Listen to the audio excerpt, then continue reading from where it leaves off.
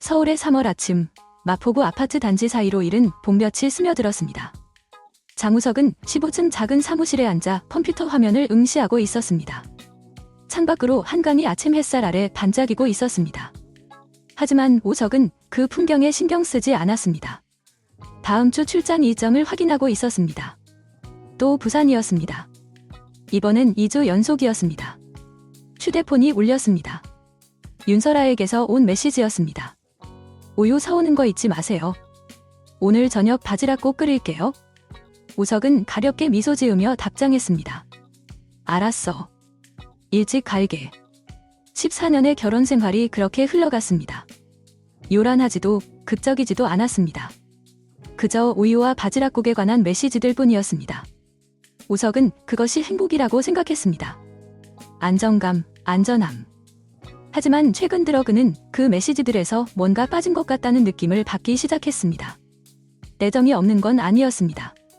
그보다는 진짜 존재감이 없었습니다. 그날 오후 6시, 우석은 사무실을 나섰습니다. 집 근처 마트에 차를 세우고 우유 한 팩과 흰 국화 한 다발을 샀습니다. 특별한 날도 아니었습니다. 그저 뭔가 평소와 다른 일을 하고 싶었습니다. 아마도 이름 붙일 수 없는 막연한 공허함을 채우기 위해서였습니다. 현관문을 열자 부엌에서 바지락국 냄새가 퍼져나왔습니다. 설아는 연한 회색 스웨터를 입고 머리를 높이 묶은 채 가스레인지 앞에 서 있었습니다. 그녀가 돌아보며 미소 지었습니다. 벌써 왔어요. 오늘 일찍 오네요. 일이 일찍 끝났어. 우석이 꽃다발을 내밀었습니다. 설아는 놀란 표정으로 그를 보더니 가볍게 웃었습니다. 오늘 무슨 특별한 날이에요? 아니, 그냥 사고 싶어서. 그녀는 꽃을 받아들고 코에 갖다 댔습니다. 하지만 입가의 미소가 약간 어색했습니다. 우석은 그걸 알아챘습니다. 물어볼까 했지만 그만뒀습니다. 아마 자신이 너무 예민한 거겠지요. 저녁 식사는 잔잔한 침묵 속에서 이뤄졌습니다. 숟가락이 그릇에 부딪히는 소리, 거실에서 흘러나오는 뉴스 소리, 설아는 평소보다 적게 먹었습니다. 그녀는 국그릇을 내려다보다가 가끔 접시 옆에 놓인 휴대폰을 훔쳐봤습니다. 화면이 몇 번 켜졌지만 그녀는 확인하지 않았습니다. 우석이 물었습니다.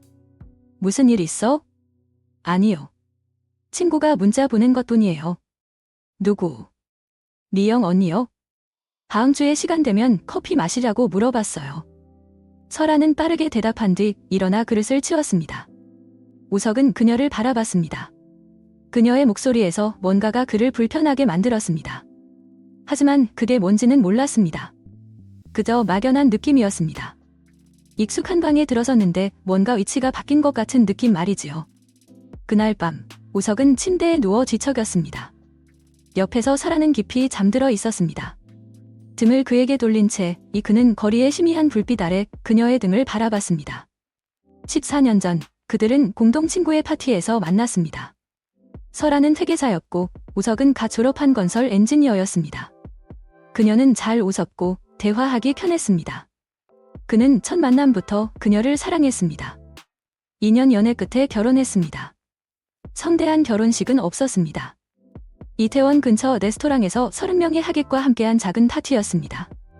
설아는 심플한 긴 드레스를 입고 작은 조명 아래에서 환하게 웃었습니다. 그는 그녀가 말했던 것을 기억합니다. 당신만 있으면 충분해요. 초기 몇 년간 그들은 영등포의 작은 아파트에서 살았습니다. 우석은 아침부터 밤까지 일했고 설아는 요리를 하며 그를 기다렸습니다. 주말이면 여의도 공원을 산책하거나 CGV에서 영화를 봤습니다. 소박한 삶이었지만 충만했습니다. 거창한 것은 없었지만 작은 순간마다 의미가 있었습니다. 하지만 우석의 일이 바뀌었습니다. 회사는 그에게 부산과 울산의 큰 프로젝트들을 맡겼습니다. 4달 출장을 가야 했고 한 번에 2주에서 3주씩 떨어져 있어야 했습니다. 처음엔 설아가 말했습니다. 괜찮아요. 이해해요. 하지만 점차 그녀가 무심해지는 걸 느꼈습니다. 영상통화는 점점 짧아졌습니다. 메시지도 줄어들었습니다. 그녀는 더 이상 밥 먹었어요. 낮일 힘들지 않아요. 라고 묻지 않았습니다. 짧은 대각들만 남았습니다. 알았어요. 일이나 하세요. 우석은 그것이 오래된 결혼의 자연스러운 피로라고 생각했습니다. 누구나 이 단계를 겪는다고. 하지만 최근 들어 의심하기 시작했습니다. 설아가 뭔가 잘못한 게 아니다. 그녀가 변했기 때문이었습니다. 다음 날 아침, 우석은 일찍 일어났습니다. 설아는 아직 자고 있었습니다. 그는 욕실로 들어가 세수를 하고 거울 속 자신을 봤습니다. 머리카락에 흰머리가 섞여 있었고 눈가 주름이 더 선명해졌습니다. 42세였습니다. 더 이상 젊지 않았습니다. 하지만 늙지도 않았습니다. 그저 인생의 절반을 지나왔을 뿐이었습니다. 옷장을 열고 와이셔츠와 넥타이를 꺼냈습니다. 단추를 채우던 중 침실에서 휴대폰 진동 소리가 들렸습니다. 그의 것이 아니었습니다. 설아의 것이었습니다. 신경 쓰지 않으려 했지만 진동이 계속됐습니다. 한 번, 두 번, 세 번 침실로 나갔습니다. 설아는 여전히 깊이 잠들어 있었습니다. 그녀의 휴대폰이 화단대 위에 놓여 있었고 화면에 연락처 이름이 떴습니다. 보훈 우석은 멈췄습니다. 보훈 오빠가 누구지?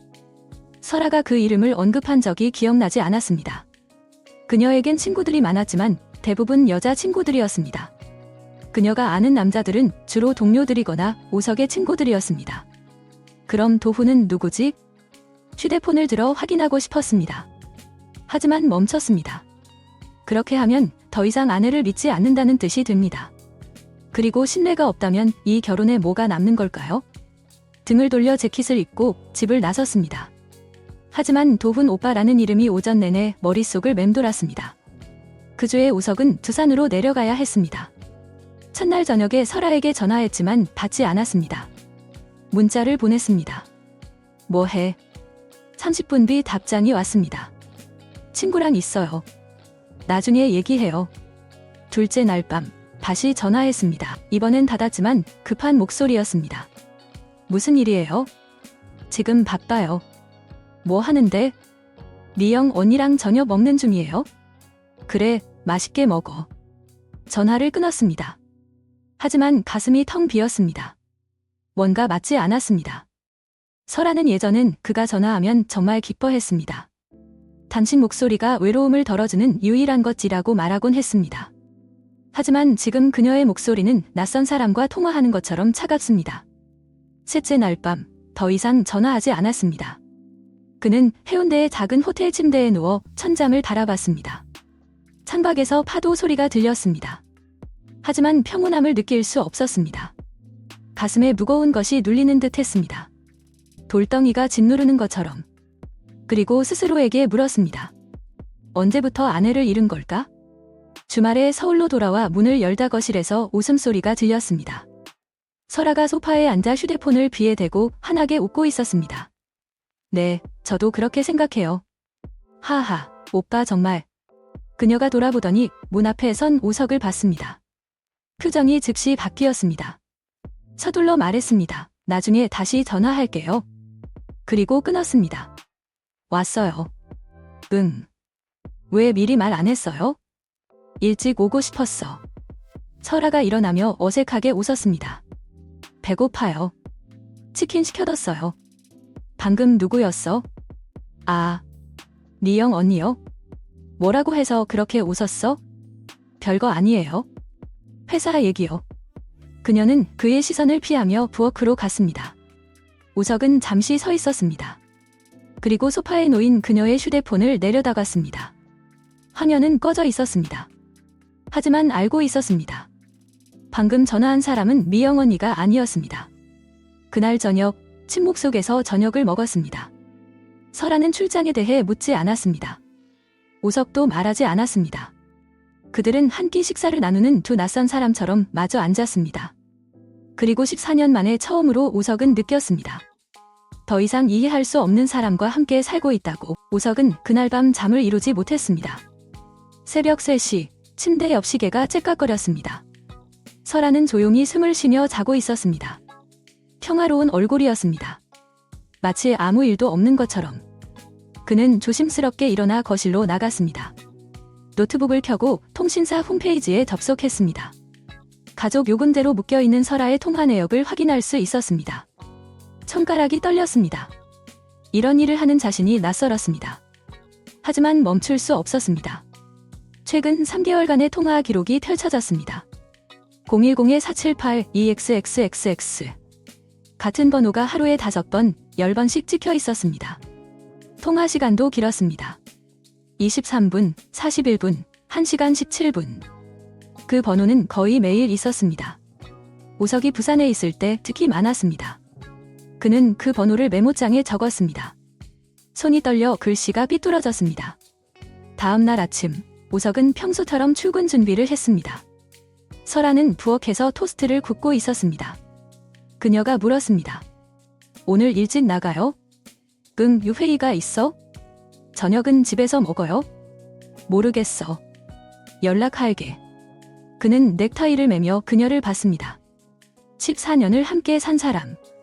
그런데 지금은 완전히 모르는 사람 같았습니다.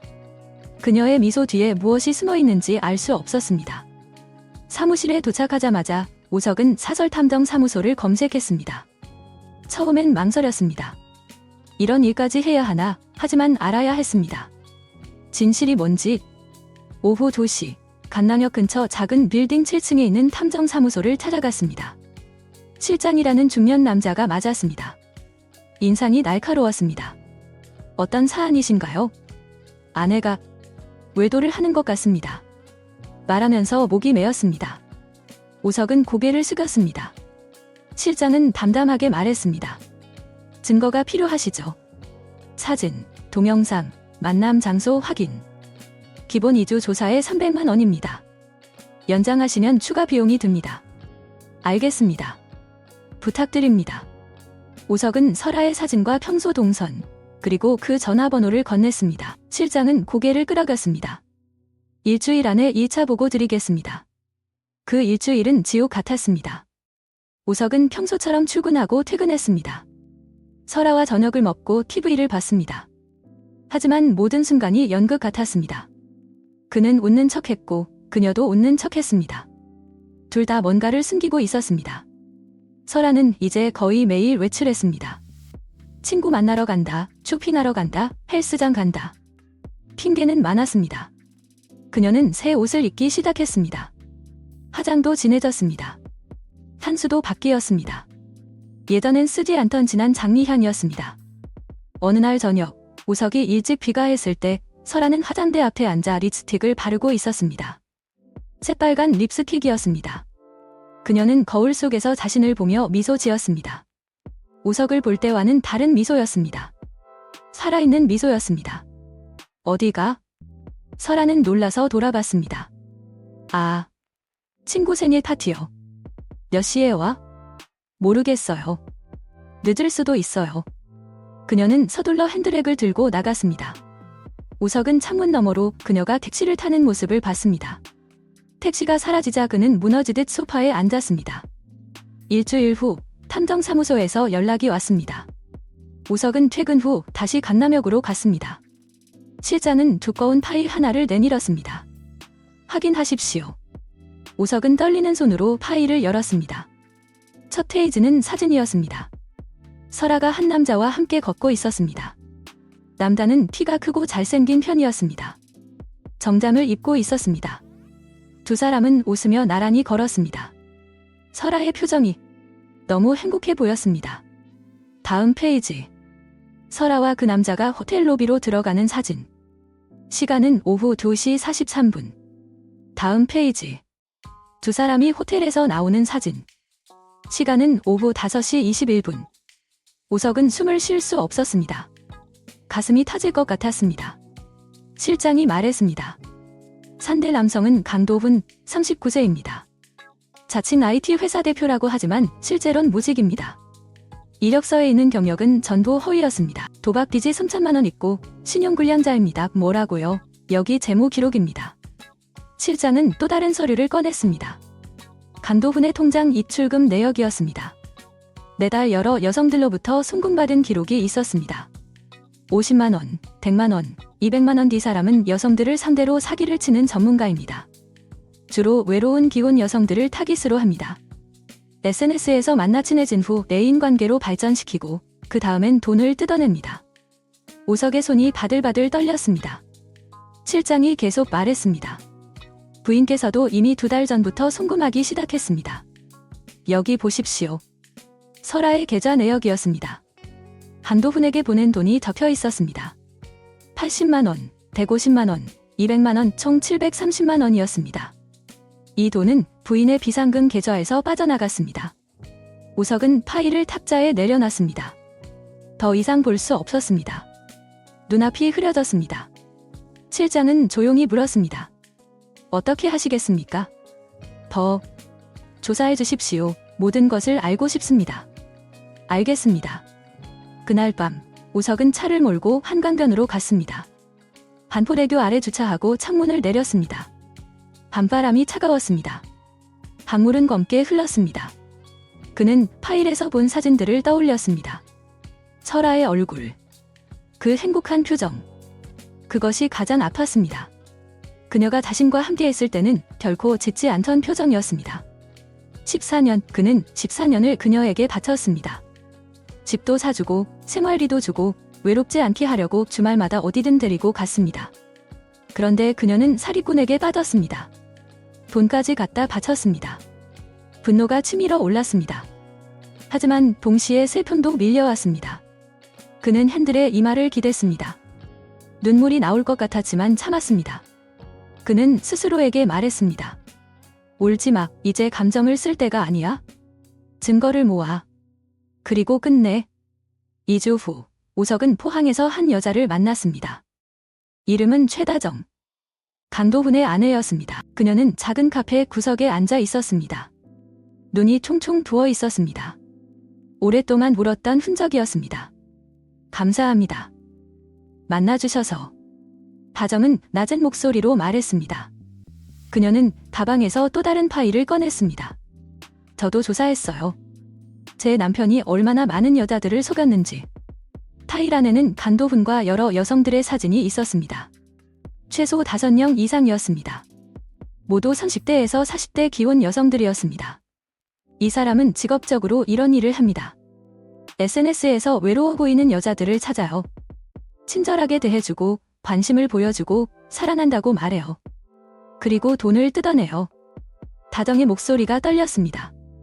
제가 이혼 안 하는 이유는 증거를 모으고 있어서예요. 이 사람을 반드시 법정에 세울 겁니다. 사기죄로. 우석은 고개를 끄덕였습니다. 저도 도와드리겠습니다. 두 사람은 서로를 봤습니다. 같은 상처를 가진 사람들이었습니다. 배우자에게 배신당한 사람들. 다정이 말했습니다. 같이 합시다. 저 사람을 무너뜨립시다. 우석은 처음으로 단단한 결심을 했습니다. 그러겠습니다. 집으로 돌아오는 길, 우석은 차 안에서 녹음된 설아의 통화를 들었습니다. 탐정이 도청장치로 녹음한 것이었습니다. 설아의 목소리가 들렸습니다. 오빠, 보고 싶어요. 언제 만날 수 있어요? 강도훈의 목소리. 다음 주 장소는 내가 정할게. 남편이 의심하는 것 같아요. 괜찮아. 조심하면 됐다, 믿지? 네. 오빠만 믿어요. 녹음이 끝났습니다. 우석은 휴대폰을 내려놨습니다. 분노가 가라앉았습니다. 이제 차갑고 냉정한 마음만 남았습니다. 그는 다짐했습니다. 설아, 넌 대가를 치를 거야. 그리고 강도훈, 너도. 복수는 이제 시작이었습니다. 3월의 마지막 주 월요일 아침, 우석은 서초동의 한 법률 사무소를 찾았습니다. 15층 사무실 창으로 서울 시내가 내려다 보였습니다. 변호사 이준혁은 40대 중반의 침착한 인상이었습니다. 자료 검토했습니다. 충분합니다. 준혁은 우석이 가져온 파일을 책상 위에 펼쳐 놓았습니다. 호텔 출입 사진, 통화 기록, 금전 거래 내역, 녹취록. 위자료 청구는 확실합니다. 배우자 외도에 대한 명백한 증거가 있으니까요. 상간남 강도훈에게도 손해배상 청구 가능합니다. 사기 혐의는 검찰에 고소장을 내면 됩니다. 우석은 서류를 한 장씩 넘기며 봤습니다. 그의 손은 떨리지 않았습니다. 이미 결심은 끝났습니다. 최대한 빨리 진행해 주십시오. 준혁이 고개를 끄덕이며 말했습니다. 알겠습니다. 우선 내용 증명을 보내겠습니다. 이혼 의사와 위자료 청구 내용을 명시해서요. 그리고 강도훈에게도 동시에 발송하겠습니다. 우석은 창밖을 봤습니다. 서울 시내가 봄볕 아래 펼쳐져 있었습니다. 평범한 하루였습니다. 하지만 그의 인생에서 가장 중요한 결정을 내리는 날이었습니다. 준혁이 물었습니다. 부인과 대화는 해보셨습니까? 아직입니다. 언제 하실 겁니까? 오늘 밤. 그날 저녁, 우석은 평소보다 일찍 집에 돌아왔습니다. 시간은 7시 반이었습니다. 설하는 거실 소파에 앉아 드라마를 보고 있었습니다. 화면에서는 두 남녀가 키스하는 장면이 나오고 있었습니다. 그녀가 놀란 표정으로 물었습니다. 왜 이렇게 일찍 와요? 할 말이 있어서. 우석은 가방에서 파일을 꺼내 탁자 위에 놓았습니다. 두툼한 갈색 파일이었습니다. 설하는 그것을 보며 눈을 깜빡였습니다. 뭔가 불길한 예감이 드는 듯 했습니다. 뭐예요? 열어봐. 설하는 천천히 파일을 열었습니다. 첫 장에 있는 사진을 보자 그녀의 얼굴이 하얗게 변했습니다. 손이 떨렸습니다. 파일이 바닥에 떨어졌습니다. 사진들이 마루에 흩어졌습니다. 호텔 앞에서 강도훈과 함께 웃고 있는 자신의 모습이 바닥에 펼쳐졌습니다. 이건 강도훈이랑 찍은 사진이지. 우석의 목소리는 차갑고 평온했습니다. 감정이 전혀 실려있지 않았습니다. 설하는 고개를 들지 못했습니다. 그녀의 목소리가 떨렸습니다. 당신이 어떻게 탐정을 썼어? 3주 동안 조사했어. 내가 어디 가고 누구 만나고 뭐 하는지 다 알아. 침묵이 흘렀습니다. 거실 시계의 초침 소리만 또각또각 울렸습니다. 우석이 계속 말했습니다. 언제부터였어? 설하는 대답하지 않았습니다. 우석이 다시 물었습니다. 대답해. 작년 5월부터요. 거의 1년이네. 우석은 소파에 앉았습니다. 설아와 한 발짝 떨어진 곳이었습니다. 예전에는 항상 그녀 옆에 붙어 앉았습니다. 하지만 이제는 그럴 수 없었습니다. 그 사람한테 돈도 보냈지? 730만 원. 설아는 고개를 들었습니다. 눈에 눈물이 고였습니다. 미안해요. 정말 미안해요.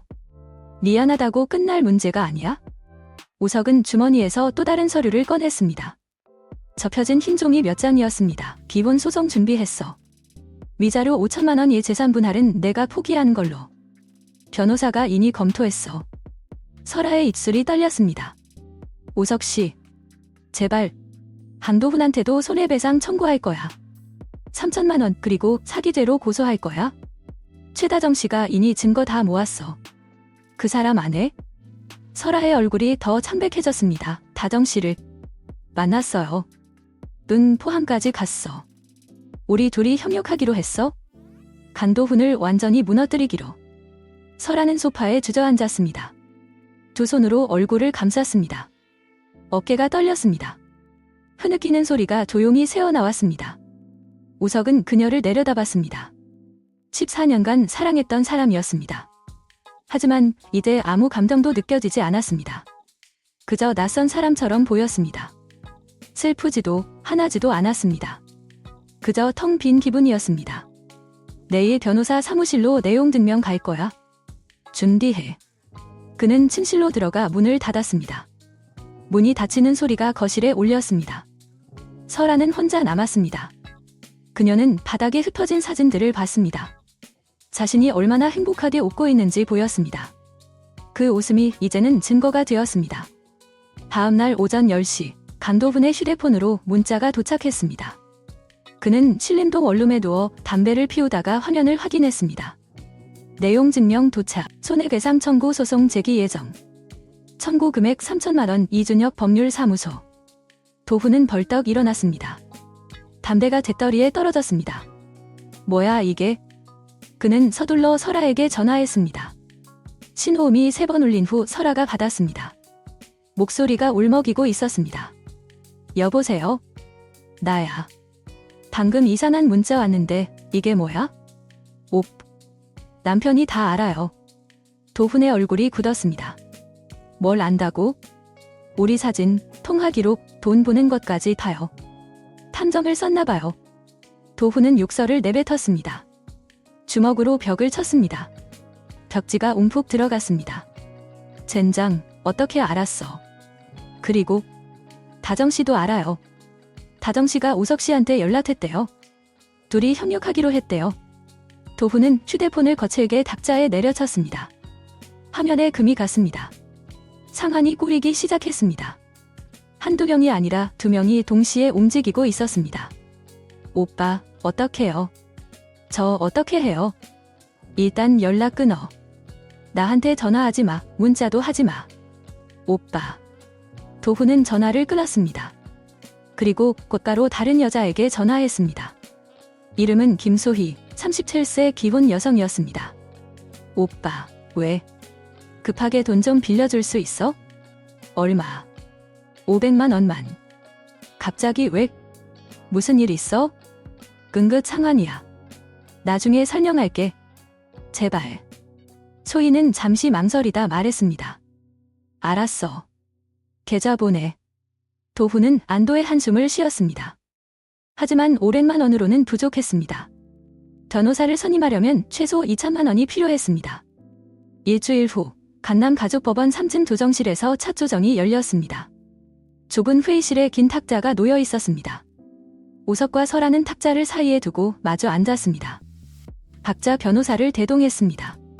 조정위원은 60대 여성으로 안경을 쓰고 서류를 검토하고 있었습니다.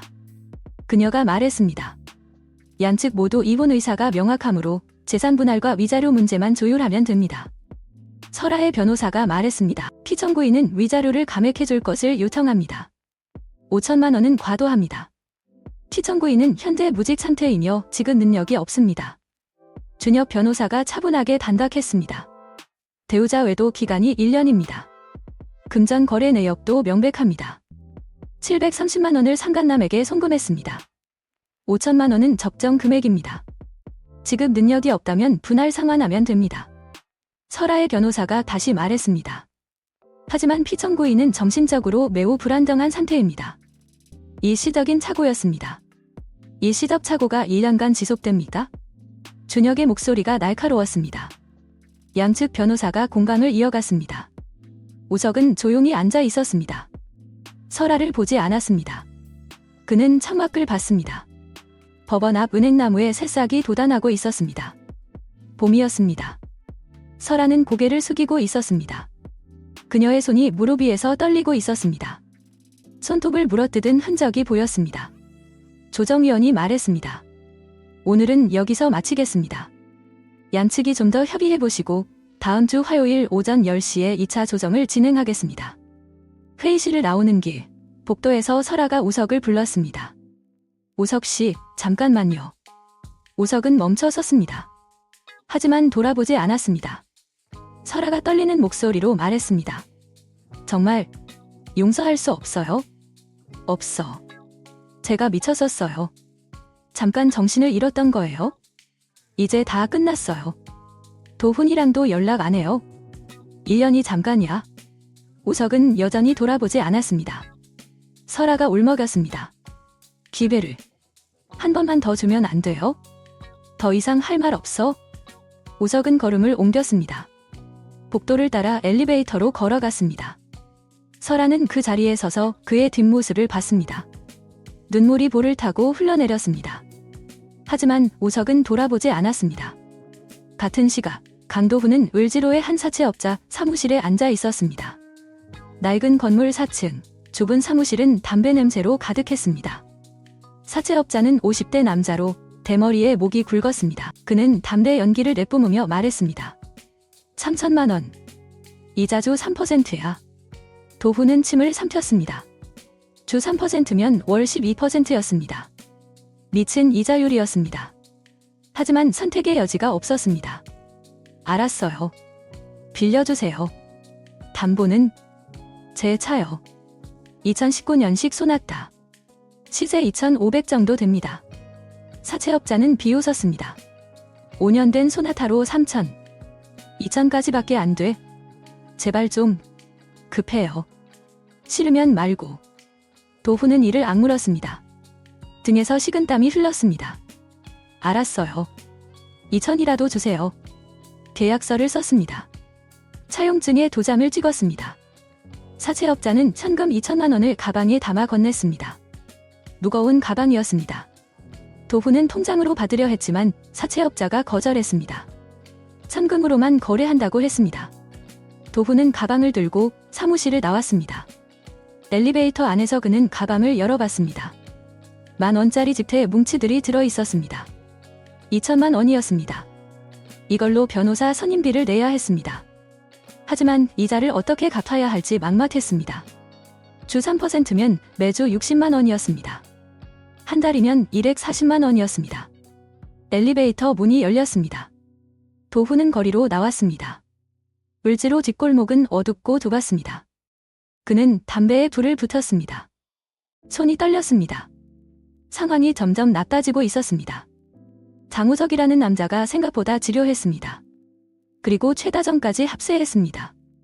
휴대폰이 울렸습니다. 최다정이었습니다. 도훈은 받지 않으려다가 결국 받았습니다. 여보세요? 당신 어디 있어? 왜? 집에 와 왜 할 말이 있어? 무슨 말? 이혼 서류 준비했어. 그리고 사기죄로 고소할 거야? 변호사가 이미 고소장 작성했어. 도훈의 얼굴이 창백해졌습니다. 무슨 소리야? 당신 통장 기록 다 확인했어. 얼마나 많은 여자들한테 본받았는지 다 알아. 김소희, 박미란, 정수진. 다 알아. 도훈은 전화를 끊었습니다. 손에서 휴대폰이 떨어졌습니다.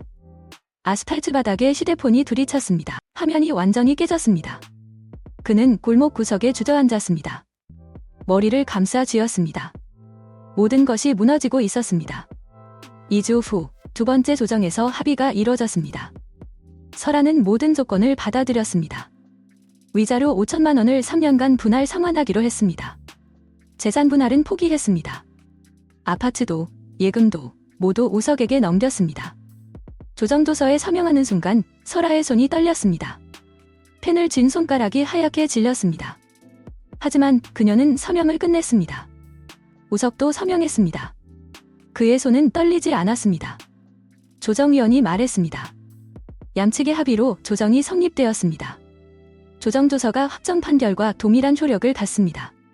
14년 결혼이 종이 한 장으로 끝났습니다. 조정실을 나오며 설아가 마지막으로 말했습니다.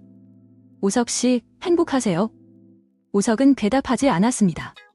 그는 엘리베이터를 타고 1층으로 내려갔습니다. 밖으로 나오자 4월의 봄볕이 쏟아졌습니다. 바람이 불었습니다. 따뜻한 바람이었습니다. 그는 깊게 숨을 들이쉬었습니다. 가슴이 조금 가벼워진 것 같았습니다. 하지만 아직 끝나지 않았습니다. 강도훈을 무너뜨리는 일이 남았습니다. 우석은 휴대폰을 꺼내 최다정에게 전화했습니다. 저예요. 장우석입니다. 네, 말씀하세요. 이혼 조정 끝났습니다. 이제 본격적으로 강도훈을 처리합시다. 알겠습니다. 고소장은 이미 제출했어요. 검찰에서 곧 수사 시작할 겁니다. 감사합니다. 우석은 전화를 끊고 주차장으로 걸어갔습니다. 차에 올라타 시동을 걸었습니다. 라디오에서 봄 노래가 흘러나왔습니다. 그는 핸들을 잡고 앞을 봤습니다. 이제 새로운 시작이었습니다. 5월 첫째 주, 강도훈은 서울중앙지검 수사관 앞에 앉아 있었습니다. 좁은 조사실, 성광등 불빛이 차갑게 내려왔습니다. 수사관은 30대 후반의 날카로운 인상이었습니다. 피의자 강도훈, 2023년 5월부터 2024년 4월까지 총 7명의 여성으로부터 금전을 편취한 혐의를 받고 있습니다. 인정합니까? 도훈은 고개를 숙였습니다. 저는 빌린 겁니다. 사기가 아닙니다. 빌렸다면 왜 갚지 않았습니까? 갚으려고 했는데 형편이 어려우면서 고급 레스토랑에서 식사하고 호텔을 이용하고 명품 가방을 선물했습니까? 수사관은 영수증 사본들을 책상에 펼쳤습니다. 도훈은 아무 말도 할 수 없었습니다. 조사는 3시간 동안 이어졌습니다. 모든 금전 거래 내역이 하나씩 확인됐습니다. 윤설아에게 받은 730만 원, 김소희에게 받은 620만 원, 박미란에게 받은 880만 원, 정수진에게 받은 1200만 원, 총 7명으로부터 받은 금액은 5,400만 원이었습니다. 수사관이 말했습니다. 이 피의자는 교제관계로 위장해 금전을 편취했습니다. 명백한 사기죄에 해당합니다. 구속영장 청구 검토하겠습니다. 도훈은 얼굴이 하얗게 질렸습니다. 구속은 안 됩니다. 제발 귀가하십시오. 소 한 잔 받으면 다시 출석하세요. 도훈은 비틀거리며 지검을 나왔습니다. 오후 4시 햇살이 따가웠습니다. 그는 근처 편의점에서 소주를 사서 한강변으로 갔습니다. 벤치에 앉아 혼자 술을 마셨습니다. 휴대폰이 울렸습니다. 차체업자였습니다. 이번 주 이자 안 들어왔는데? 죄송합니다. 조금만 기다려주세요. 다음 주까지 안 들어오면 차 가져간다. 알지. 전화가 끊겼습니다. 도훈은 소주병을 비웠습니다. 손이 떨렸습니다. 이제 갈 곳이 없었습니다. 같은 날 저녁, 윤설아는 구로구의 작은 원룸에 앉아 있었습니다. 6평짜리 방이었습니다. 창문으로 맞은편 건물벽만 보였습니다. 입원 후 그녀는 친정으로 갈 수 없었습니다. 부모님께 사실을 말할 수 없었습니다. 친구들에게도 연락할 수 없었습니다. 너무 부끄러웠습니다. 그녀는 구직 사이트를 열었습니다. 사실일세, 경력 반절 7년, 회계사 자격증은 있지만 실무 경험이 오래됐습니다. 지원할 수 있는 곳이 많지 않았습니다. 냉장고에는 김치 한 폰과 계란 몇 개만 있었습니다. 통장 잔액은 38만 원이었습니다. 위자료 차폐분할금 140만 원은 다음 달에 내야 했습니다. 3년간 매달 내야 했습니다. 휴대폰이 울렸습니다. 친구 미영이었습니다. 철아는 받지 않았습니다. 미영은 이혼 사실을 몰랐습니다. 아무에게도 말하지 않았습니다. 통화 연결음이 끊겼습니다. 곧 문자가 왔습니다. 요즘 왜 연락 안 해? 무슨 일 있어? 철아는 답장하지 않았습니다. 그녀는 창밖을 봤습니다. 회색 콘크리트 벽이 보였습니다. 5월인데도 방은 어두웠습니다. 햇빛이 들지 않았습니다. 그녀는 눈을 감았습니다. 14년 전 결혼식 날이 떠올랐습니다. 이태원 레스토랑, 작은 파티, 핀드레스, 우석의 미소. 당신만 있으면 충분해요. 그때 그녀가 했던 말이었습니다. 거짓말은 아니었습니다. 정말로 그렇게 믿었습니다. 하지만 어느 순간부터 충분하지 않았습니다. 우석은 항상 두산에 있었습니다. 집에는 그녀 혼자였습니다. 처음엔 괜찮았습니다. 하지만 시간이 지나면서 공허함이 커졌습니다. 그때 강도훈을 만났습니다. SNS에서였습니다. 그는 친절했습니다. 매일 메시지를 보냈습니다. 관심을 보여줬습니다. 그녀는 빠져들었습니다. 이제 그 대가를 치르고 있었습니다. 설아는 이불을 뒤집어 썼습니다. 울고 싶었지만 눈물도 나오지 않았습니다. 6월 중순 강도훈은 구속됐습니다. 서울중앙지법에서 구속영장이 발부됐습니다. 도주 우려와 증거인멸 우려가 인정됐습니다. 그는 서울구치소 수감됐습니다. 독방이 아니라 8인실이었습니다. 좁은 방에 2층 침대 4개가 있었습니다. 화장실은 칸마디도 없이 구석에 있었습니다. 첫날 밤, 도훈은 잠을 이루지 못했습니다. 천장을 바라봤습니다. 형광등이 희미하게 켜져 있었습니다. 옆 침대에서 코 고는 소리가 들렸습니다. 그는 스스로에게 물었습니다. 어떻게 이렇게 됐을까? 5년 전까지만 해도 제대로 된 직장이 있었습니다. IT 회사 과장이었습니다. 결혼도 했고 아내도 있었습니다. 하지만 회사가 부도났습니다. 그는 실직했습니다. 재취업에 실패했습니다. 빚이 쌓였습니다. 그때부터였습니다. 여자들을 이용하기 시작한 게 처음엔 한두 번이었습니다. 급하게 돈이 필요해서였습니다. 하지만 쉽게 돈이 생기자 멈출 수 없었습니다. 점점 더 많은 여자들을 만났습니다. 점점 더 많은 돈을 받았습니다. 이제 그 모든 것이 끝났습니다. 재판은 3개월 후였습니다. 변호사는 집행유예 가능성이 낮다고 했습니다. 피해자가 7명이고 금액이 5천만 원이 넘었습니다. 실형을 각오해야 한다고 했습니다. 보훈은 눈을 감았습니다. 어둠 속에서 장우석의 얼굴이 떠올랐습니다. 차갑고 평온한 표정이었습니다. 그 표정이 더 무서웠습니다. 분노도, 증오도 없었습니다. 그저 끝까지 밀어붙이는 냉정함만 있었습니다. 7월 말, 우석은 새 아파트로 이사했습니다. 마포구에서 용산구로 옮겼습니다. 한강변이 보이는 24층 아파트였습니다. 이혼 후 받은 재산분할금으로 샀습니다. 이룸이었습니다. 혼자 살기에 답당했습니다. 이삿짐을 풀며 그는 오래된 사진첩을 발견했습니다. 설아와 함께 찍은 사진들이었습니다. 여의도 공원에서, 제주도 여행에서, 크리스마스에. 그는 한참 동안 사진들을 봤습니다. 그때는 행복했습니다. 진짜로 행복했습니다. 하지만 이제는 돌아갈 수 없었습니다. 그는 사진첩을 서랍 깊숙이 넣었습니다. 저녁이 되자 우석은 발코니로 나갔습니다. 한강이 노을빛에 물들고 있었습니다. 바람이 불었습니다. 시원했습니다. 휴대폰이 울렸습니다. 최다정이었습니다. 장우섭 씨, 판결 나왔어요. 어떻게 됐습니까? 징역 2년. 실형이에요. 항소 포기했대요. 우석은 잠시 침묵했습니다. 다정이 물었습니다. 기분이 어떠세요? 잘 모르겠습니다. 후련하지도 슬프지도 않네요. 저도 그래요. 그냥 끝났다는 생각만 들어요. 이제 어떻게 하실 겁니까? 입원했어요. 지난주에. 새로 시작하려고요. 잘하셨습니다. 장우섭 씨도 새로 시작하세요. 좋은 분 만나시고요. 감사합니다. 전화를 끊고 우석은 다시 한강을 봤습니다. 해가 지고 있었습니다. 도시의 불빛이 하나씩 켜지기 시작했습니다. 그는 깊게 숨을 쉬었습니다. 가슴이 답답했던 느낌이 조금씩 사라지고 있었습니다. 복수는 끝났습니다. 강도부는 감옥에 갔습니다. 설아는 혼자 살고 있었습니다. 모든 것이 정리됐습니다. 하지만 우석은 행복하지 않았습니다. 그렇다고 불행하지도 않았습니다. 그저 텅 빈 기분이었습니다. 14년을 함께 산 사람이 사라졌습니다. 그 자리가 아직 메워지지 않았습니다. 8월 어느 날 저녁, 우석은 회사 동료들과 저녁을 먹었습니다. 홍대 근처 고깃집이었습니다. 고기를 굽고 소주를 마시고 농담을 주고받았습니다. 동료 하나가 물었습니다. 우석이 형, 요즘 괜찮아요? 얼굴이 좀 밝아진 것 같은데? 응, 괜찮아. 소개팅 한번 해볼래요? 제 와이프 친구 중에 괜찮은 사람 있는데? 아직은 됐어.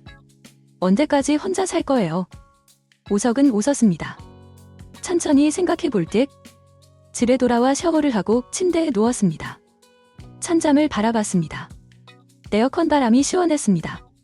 그는 생각했습니다. 새로 시작할 수 있을까? 누군가를 다시 살아날 수 있을까? 아직은 모르겠었습니다. 하지만 시간이 지나면 알게 되겠지요. 그는 눈을 감았습니다. 내일은 또 다른 하루가 시작될 것이었습니다. 그리고 그는 그 하루를 살아갈 것이었습니다. 천천히, 조금씩 앞으로. 9월 첫째 주, 윤설아는 구로구청 근처 작은 회계사무소에 취직했습니다. 월급은 180만 원이었습니다. 적은 금액이었지만 받아들였습니다. 선택의 여지가 없었습니다. 사무실은 4명이 일하는 작은 곳이었습니다. 그녀는 매일 아침 7시 반에 일어나 지하철을 탔습니다. 출퇴근 시간은 왕복 2시간이었습니다. 저녁에 집에 돌아오면 9시가 넘었습니다. 라면을 끓여 먹고 씻고 잠들었습니다. 매일 같은 일상이었습니다. 어느 날 저녁, 지하철 신도리역 환승통로에서 설아는 우석을 봤습니다. 그는 정장을 입고 서류 가방을 들고 걸어가고 있었습니다. 14년을 함께 산 사람이었습니다. 하지만 이제는 완전히 다른 세계에 사는 사람 같았습니다. 설아는 멈춰 섰습니다. 그를 불러야 할까 망설였습니다. 하지만 결국 입을 열었습니다. 우석 씨. 우석은 멈춰 섰습니다. 천천히 돌아봤습니다. 설아를 봤습니다. 그녀는 많이 야위었습니다. 얼굴이 힐쑥했습니다. 머리카락도 푸석푸석했습니다. 예전의 윤설아가 아니었습니다. 안녕하세요. 우석이 조용히 말했습니다. 설아는 고개를 숙였습니다. 요즘 어떻게 지내세요? 잘 지내. 저는 일 구했어요. 회계사무소에서. 그래. 잘 됐네. 침묵이 흘렀습니다. 사람들이 그들 사이로 지나갔습니다. 설아가 떨리는 목소리로 말했습니다. 정말 미안해요. 제가 너무 어리석었어요. 우석은 그녀를 봤습니다. 오랫동안 봤습니다. 그리고 조용히 말했습니다. 이제 다 지난 일이야. 앞으로 잘 살아. 우석 씨도요. 우석은 고개를 끄덕이고 걸어갔습니다. 설아는 그 자리에 서서 그의 뒷모습을 봤습니다.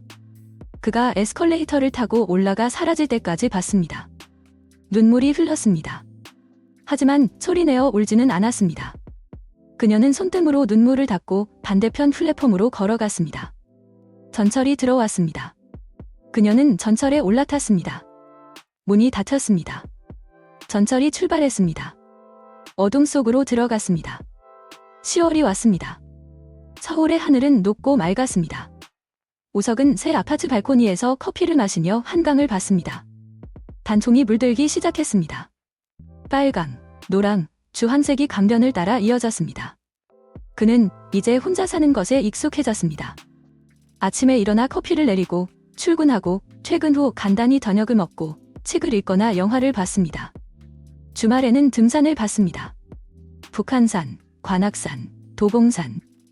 혼자 걸으며 생각을 정리했습니다. 외롭지 않았습니다. 그렇다고 특별히 행복하지도 않았습니다. 그저 평온했습니다. 회사 동료가 몇 번 소개팅을 제안했지만 그는 정중히 거절했습니다. 아직은 준비가 안 됐다고 말했습니다. 사실 준비가 안 된 게 아니었습니다. 그저 서두르고 싶지 않았습니다. 시간이 필요했습니다. 마음의 상처가 아물 시간이 11월 어느 주말 우석은 포항에 갔습니다. 최다정을 만나기 위해서였습니다. 그들은 바닷가 근처 작은 카페에서 만났습니다. 창밖으로 동해가 보였습니다. 파도가 부서졌습니다. 다정은 예전보다 밝아 보였습니다. 짧게 자른 머리, 깔끔한 옷차림, 화장도 연하게 했습니다. 오랜만이에요, 장우석 씨. 잘 지내셨어요? 네, 요즘은 괜찮아요. 그들은 커피를 주문하고 창가 자리에 앉았습니다. 다정이 말했습니다. 새 직장 구했어요. 포항 시내 작은 카페인데 매니저로 일하고 있어요. 잘하셨네요. 처음엔 힘들었어요. 이혼하고 혼자 살고 모든 게 낯설었어요. 하지만 시간이 지나니까 적응되더라고요. 우석은 고개를 끄덕였습니다. 그는 알고 있었습니다. 그 과정을. 다정이 물었습니다. 우석 씨는 어때요? 새로운 사람 만나셨어요? 아직이요. 왜요? 좋은 분 많을 텐데. 아직 마음이 안 가요? 다정은 우석을 봤습니다. 이해한다는 표정이었습니다. 저도 그래요. 누군가를 다시 믿는다는 게 쉽지 않더라고요. 시간이 필요하겠죠? 그렇겠죠? 침묵이 흘렀습니다. 하지만 불편한 침묵은 아니었습니다. 바닷바람이 창문을 흔들었습니다. 다정이 말했습니다. 그래도 감사해요. 우석 씨 덕분에 끝낼 수 있었어요. 저도요. 최다정 씨가 없었으면 못했을 겁니다. 우리 둘 다 힘들었죠? 그렇죠. 우석은 커피를 마셨습니다. 쓰지만 따뜻했습니다. 다정이 물었습니다. 혹시 설아 씨 소식 들었어요? 지난달에 우연히 봤어요. 지하철역에서. 어떻게 지내던가요? 많이 야위었더라고요. 일은 구했다고 하던데. 다정은 잠시 생각하더니 말했습니다. 불쌍하긴 하네요. 그렇긴 해요. 하지만 본인이 선택한 거니까. 맞아요. 그래도 한때는 사랑했던 사람인데 그렇게 된 걸 보면 마음이 복잡하죠. 우석은 창밖을 봤습니다. 파도가 밀려왔다 물러갔습니다. 끊임없이 반복됐습니다. 처음엔 화가 났어요. 정말 많이. 하지만 이제는 화도 안 나요. 그냥 안타까울 뿐이에요. 다정이 고개를 끄덕였습니다. 저도요. 강도훈한테 더 이상 아무 감정도 없어요. 미움도 원망도. 그냥 남이에요. 그들은 한참 동안 바다를 봤습니다. 말없이 앉아 있었습니다. 해가 서쪽으로 기울고 있었습니다. 우석이 말했습니다. 이제 진짜 끝이네요. 네, 끝이에요. 새로 시작해야죠. 그래야죠. 그들은 카페를 나왔습니다. 바닷가 산책로를 따라 조금 걸었습니다. 바람이 차가웠습니다. 하지만 상쾌했습니다. 해질녘이 되어 우석은 서울로 돌아가는 기차를 탔습니다. 창밖으로 포항 시내가 멀어졌습니다. 그는 휴대폰을 꺼내 문자를 보냈습니다. 오늘 만나서 좋았어요. 앞으로 좋은 일만 있으시길. 곧 답장이 왔습니다. 우석 씨도요. 행복하세요? 우석은 휴대폰을 내려놓고 눈을 감았습니다. 기차가 달렸습니다. 어둠이 내렸습니다. 12월이 왔습니다. 서울에 첫눈이 내렸습니다. 우석은 회사 창문으로 눈 내리는 걸 봤습니다. 하얀 눈송이가 천천히 떨어졌습니다. 그는 문득 작년 겨울이 떠올랐습니다. 설아와 함께 남산타워에 갔던 날 이후 눈이 내렸고 그들은 따뜻한 차를 마시며 서울 야경을 봤습니다. 그때는 행복했습니다. 적어도 그는 그렇게 믿었습니다. 하지만 그게 진짜 행복이었을까요? 아니면 그저 익숙함이었을까요? 우석은 알 수 없었습니다. 퇴근길, 그는 마포 아파트 근처를 지나갔습니다. 예전에 살던 곳이었습니다. 14년을 살았던 집, 이제는 다른 사람이 살고 있었습니다. 그는 잠시 차를 세우고 아파트를 봤습니다. 15층 창문에 불이 켜져 있었습니다. 누군가 저녁을 준비하고 있겠죠? 가족이 모여 밥을 먹겠죠? 평범한 일상이 계속되겠죠? 우석은 다시 시동을 걸었습니다. 용산 아파트로 돌아갔습니다. 집에 도착해 현관문을 열었습니다. 조용했습니다. 혼자였습니다. 하지만 외롭지 않았습니다. 그는 부엌으로 가서 라면을 끓였습니다. 계란도 넣고 파도 썰어 넣었습니다. 간단한 저녁이었지만 충분했습니다. 저녁을 먹고 그는 발코니로 나갔습니다. 한강이 보였습니다. 강 위로 눈이 내렸습니다. 하얗게 쌓이고 있었습니다. 우석은 따뜻한 차를 마시며 눈을 봤습니다. 겨울이 왔습니다. 하지만 봄은 다시 올 것이었습니다. 항상 그랬듯이 새해가 밝았습니다. 1월 첫 주말, 우석은 북한산에 올랐습니다. 새해 첫 등산이었습니다. 산길은 눈으로 덮여 있었습니다. 그는 천천히 걸었습니다. 숨이 찼지만 기분이 좋았습니다. 정상에 올라 서울을 내려다봤습니다. 도시가 햇살 아래 펼쳐져 있었습니다. 수많은 건물, 수많은 사람, 수많은 이야기. 그는 그중 하나였습니다. 특별하지도 평범하지도 않은 사람. 그저 하루하루를 살아가는 사람. 하산길에 그는 휴대폰을 확인했습니다. 회사 동료에게서 메시지가 왔습니다. 형, 다음 주 토요일에 우리 집에서 작은 파티해요. 오세요. 재미있는 사람들 많이 와요. 우석은 잠시 생각했습니다. 그리고 답장했습니다. 알겠어. 갈게. 작은 변화였습니다. 하지만 의미 있는 변화였습니다. 그는 더 이상 과거에 갇혀 있고 싶지 않았습니다. 앞으로 나아가고 싶었습니다.